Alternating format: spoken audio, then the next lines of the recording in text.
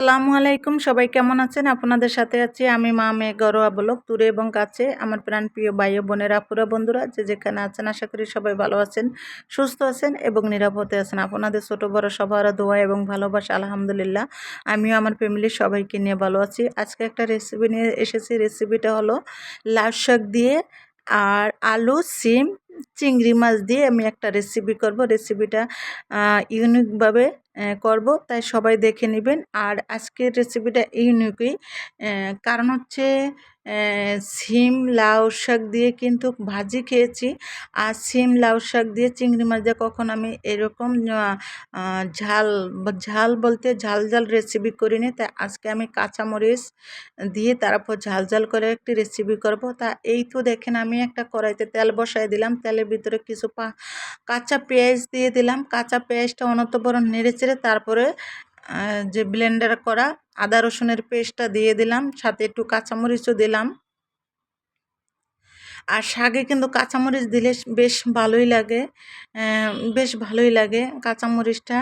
আর সাথে এখন চিংড়ি মাছগুলা দিয়ে দিলাম। চিংড়ি মাছগুলা এই যে তেলের ভিতরে একটু লবণ দিয়ে দিলাম, আর অনতপর নেড়েচেড়ে তারপর চিংড়ি মাছটা ভেজে নিব। ভেজে নিলে চিংড়ি মাছটা কিন্তু বেশ অনেক ভালো লাগবে, অনেক স্বাদ হবে। তার জন্য আমি একটু ভেজে নিলাম। আর সাথে কিছু মরিচের গুঁড়া দিয়ে দিলাম। শাক রান্না করলে কলম একটু মরিচটা বেশি দিতে হয়, আর শাকে যদি মরিচ বেশি না হয় তাহলে ভালো লাগে না। শাকটা একটু ঝাল ঝাল হলেই ভালো লাগে। আর একটু হলুদের গুঁড়া দিয়ে দিলাম, আর হলুদটাও বেশি লাগে। শাকে হলুদ মরিচ এটা একটু বেশিই লাগে, কারণ হচ্ছে কালার হইতে হবে। কালার না হলে কিন্তু শাক খেতে বেশ ভালো লাগে না। আর আমি এখন কিছু পানি এড করলাম। পানি এড করে তারপরে অনবরত নেড়েচড়ে পানিটা একদম শুকিয়ে তেল উঠিয়ে দিলাম। আর এইটা দিয়ে দিলাম চিংড়ি মাছের মাথাটা আছে না, মাথাগুলা বেটে শিলপাটায় বাটা যায় আর ব্লেন্ডারও করা যায়। আমি ব্লেন্ডার করে নিচ্ছি, শিলপাটায় বাটতে অনেক লেট হবে। আর এই যে দেখেন সিম আমি কিনলাম, অনেক সিম আনি। দেখা যাচ্ছে 1 কেজি সিম আনছি। সিমটা তো বেশ একদিনে খাওয়া যায় না। তারপরে আমি কি করি জানেন, একদম কেটে কেটে ধুয়ে পরিষ্কার করে তারপরে ফ্রিজে রেখে দিই, পর্যন্ত করে রেখে দিয়ে তারপরে যখন যে কোনো তরকারির সাথে অ্যাডজাস্ট করি বা মাছের সাথে অ্যাডজাস্ট করি। আর এই তো দেখেন শাক আলু আমি দিয়ে দিলাম।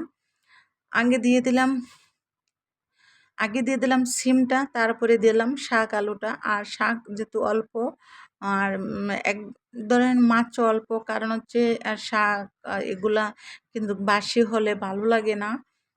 জানি না কার কার কাছে কেমন লাগে, আমার কাছে কিন্তু বাসি হলে ভালো লাগে না, তাই সেজন্য অল্প করে রান্না করলাম। আর আলুটা না দিলে মজা হবে না, তাই সেজন্য আবার আলু দিয়ে দিলাম।